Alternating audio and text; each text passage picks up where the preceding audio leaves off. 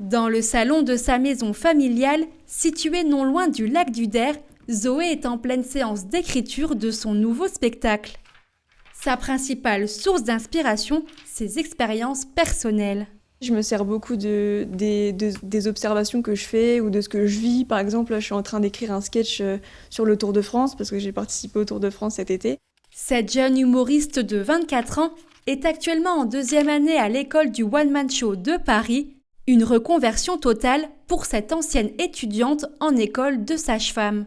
Une fois qu'on met le pied sur scène, on se sent porté par quelque chose et surtout, c'est vraiment un réel échange avec le public. Et quand on voit qu'ils réagissent à ce qu'on dit, en fait, que ça les fait rire et qu'ils se reconnaissent dans ce qu'on dit, ça fait vraiment un échange et on se sent porté, on est vraiment en connexion, on est vraiment une équipe en fait au moment où on monte sur scène et on se sent vraiment pousser des ailes et c'est génial.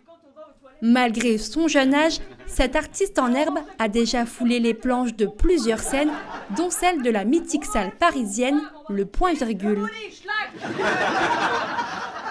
En parallèle de son propre spectacle, Zoé a créé il y a quelques mois l'association Morder Rire, dont le but est d'organiser un festival d'humour à la station nautique de Giffaumont.